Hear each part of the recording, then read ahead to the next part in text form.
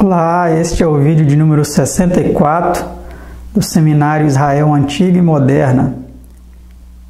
Se é a sua primeira vez aqui e você ainda não me conhece, meu nome é Roberto Matheus da Costa e você está no canal Mais Uma Voz, onde estamos apresentando este seminário e outros com o objetivo de apresentar importantes verdades da Palavra de Deus. Antes de entrar nos slides do seminário, eu quero aqui ler com vocês uma matéria do Jornal da Madeira, onde nós podemos ver esse título aí, olha. Presidente do Pontifício Conselho para o Diálogo Interreligioso fala sobre desafios ligados à Covid-19. Dependemos uns dos outros. Nesta pandemia, demos-nos conta de que somos debilitados e frágeis. Discurso do cardeal Miguel Ángel Ayuso Guichot em uma videoconferência organizada pela ONU. Por Vatican News, 13 de maio de 2020. Nós temos aí o Antônio Guterres, que é o secretário-geral da ONU, e o presidente do Pontifício Conselho para o Diálogo Interreligioso, que é esse homem aqui, olha. Então vamos dar uma lida aqui no que ele vem dizendo, só para nós termos uma noção de como essa pandemia está ainda estreitando mais ainda os laços entre as religiões. 27 de março de 2020. A Praça São Pedro, vazia e flagelada pelo vento e a chuva durante um momento extraordinário de oração, em tempo de pandemia, presidida pelo Papa Francisco, esta é a indescritível imagem com a qual o cardeal Miguel Ángel Ayuso Guichot, presidente do Pontifício Conselho para o Diálogo Interreligioso, dá início ao seu pronunciamento na videoconferência promovida pela ONU. Falando sobre o tema, o papel dos líderes religiosos ao enfrentar os desafios ligados à Covid-19, o cardeal recordou as palavras pronunciadas pelo Papa na ocasião.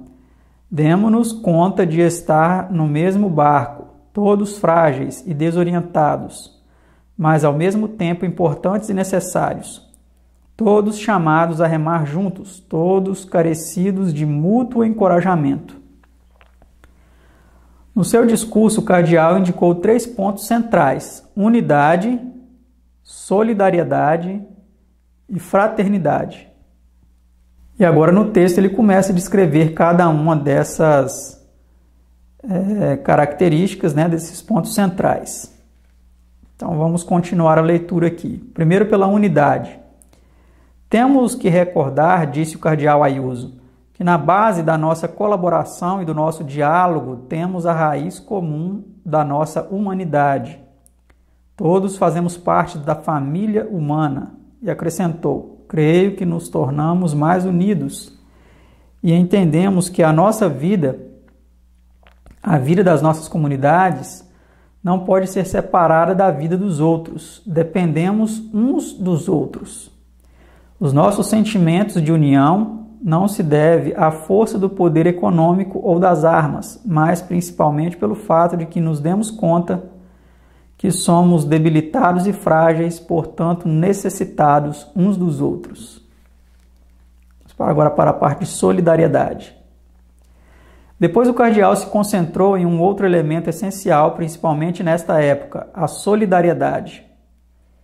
Esta conscientização da nossa unidade requer de nós, como líderes religiosos junto às nossas comunidades, que sejamos solidários com a humanidade gravemente atingida. De fato, este não pode ser um momento de indiferença ou de egoísmo ou de divisão. Com toda a humanidade que sofre, devemos estar unidos para enfrentar a pandemia, Portanto, o caminho a ser seguido é o de encontrar coragem para abrir espaço a novas formas de solidariedade.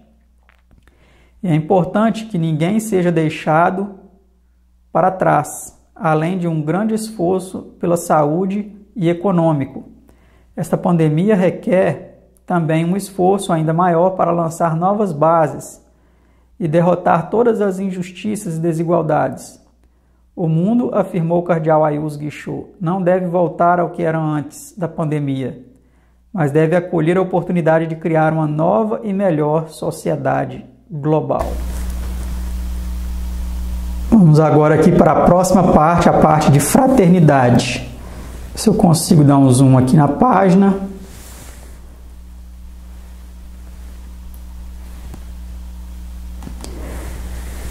Fraternidade.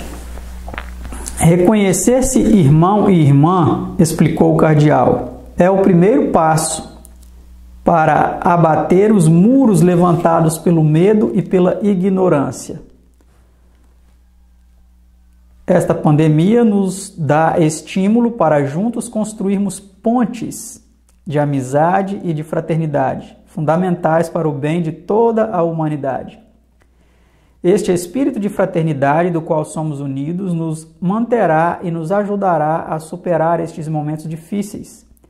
A fraternidade, observou o cardeal Ayuso Guichot, não pode ser uma peculiaridade exclusiva a ser reservada apenas ao próprio grupo, à própria comunidade, cultura e religião, mas deve incluir todos.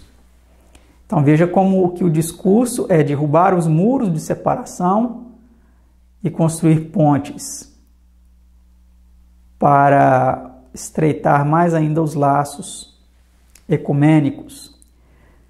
E aí a última parte aqui, fiquemos unidos.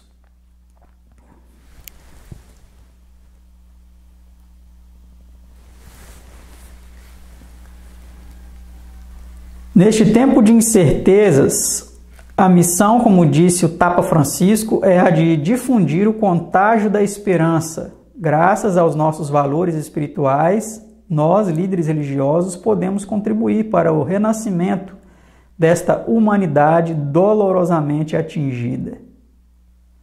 Por fim, o cardeal concluiu seu pronunciamento recordando que, para enfrentar os desafios atuais e os do breve futuro, devemos, como líderes religiosos, promover a unidade, a solidariedade e a fraternidade. Queremos responder à pandemia do vírus com a universalidade da oração. Fiquemos unidos. Amedeo Lomonaco, Cidade do Vaticano. Então, nós temos aí o discurso, do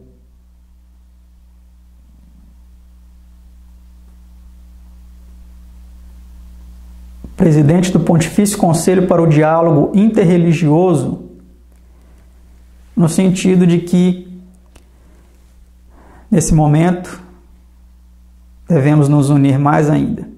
Mas, como nós vimos anteriormente, nos vídeos anteriores, será que devemos nos unir com aqueles que estão desrespeitando os mandamentos de Deus, transgredindo o sábado,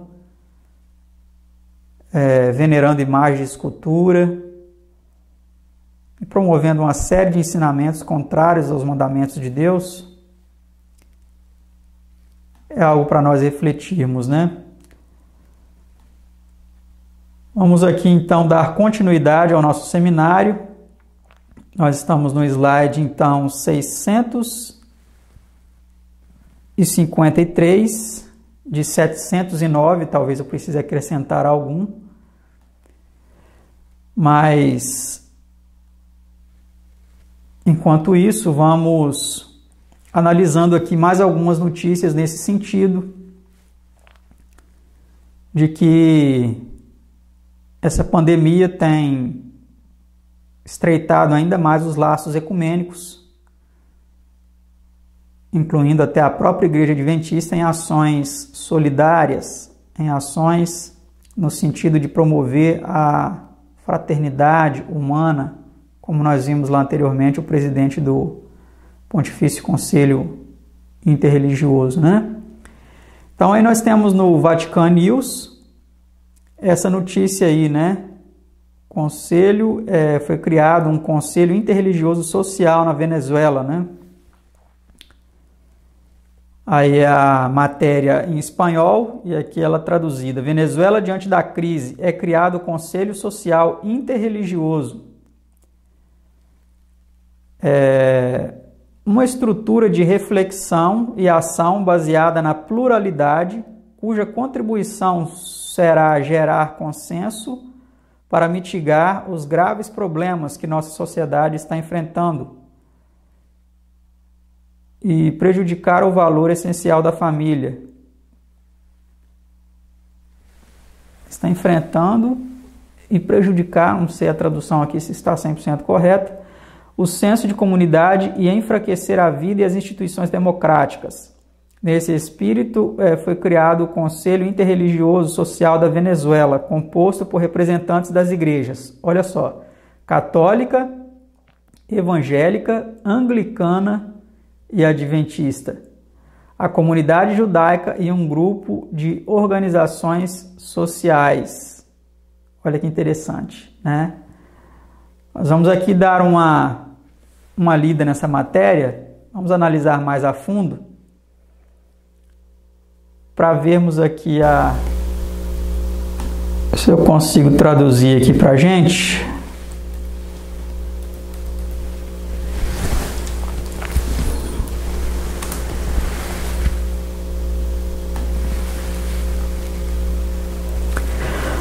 Pronto, então vamos lá.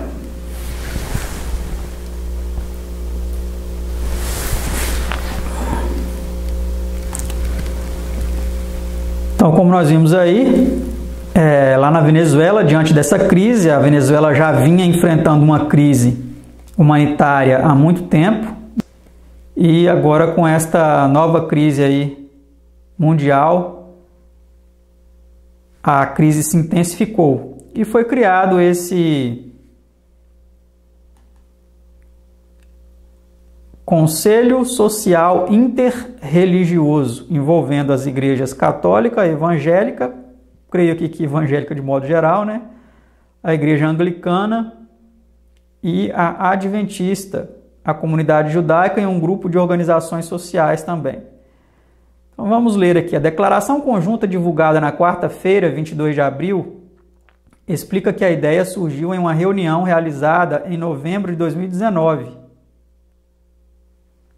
incentivada pela busca de soluções que contribuam para o bem comum e a paz, que permitem demonstrar a possibilidade de construir confiança, onde há precariedade, ver esperança onde apenas a fatalidade é vista, vislumbrar a vida em vez da morte e a destruição. Com o objetivo de oferecer uma contribuição concreta e conjunta para superar os enormes desafios que o país enfrenta, o Conselho Social Interreligioso da Venezuela quer ajudar a fortalecer a capacidade de integração e esforço coletivo entre os diferentes setores do país. Um espaço de comunhão sem exclusões, é lido no documento, para todos os atores religiosos, políticos e sociais que desejam trabalhar juntos pelo bem da família venezuelana, praticando as virtudes que são a base de uma boa ação política. A justiça social, equidade, respeito mútuo, tolerância e respeito pelas liberdades. Obviamente, os líderes religiosos não ignoraram, junto à situação já frágil e urgente no país, que causou a migração maciça de venezuelanos, a emergência humanitária e a crise global gerada pelo Covid-19. Assim, em 7 pontos, os representantes religiosos expuseram as bases do compromisso que, como o Conselho, os levará a oferecer uma ampla gama de perspectivas para que a sociedade venezuelana possa enfrentar a emergência, encontrar a paz e iniciar a reconstrução do país. O Conselho Interreligioso Social Venezuelano, formado pela Igreja Católica, representada pela Conferência Episcopal, o Conselho Evangélico, a Igreja Adventista, a Comunidade Judaica, a União das Confederações de Igrejas Cristãs, Unicristiana, a Igreja Anglicana e o Conselho de Igrejas Históricas de Caracas, conclui sua declaração afirmando que o trabalho conjunto, abre aspas, nos permitirá anunciar os sinais de uma possível paz e reconciliação, com mecanismos de construção inclusiva e animados por um espírito participativo e solidário, capaz de recuperar os valores comuns que devem sustentar as ações urgentes que hoje nosso pessoal precisa disso. Então temos aí, né, o Conselho Interreligioso Social da Venezuela. Foi criada então, né, a matéria do dia 24/4/2020, matéria recente, com mais um organismo aí interreligioso, mais um organismo ecumênico envolvendo a Igreja Adventista do Sétimo Dia. Percebemos que ela está ativamente unida com as outras religiões, no sentido de minimizar alguns impactos negativos aí da sociedade, especialmente no caso aqui referido, o da pandemia. E esses laços têm se intensificado cada dia mais.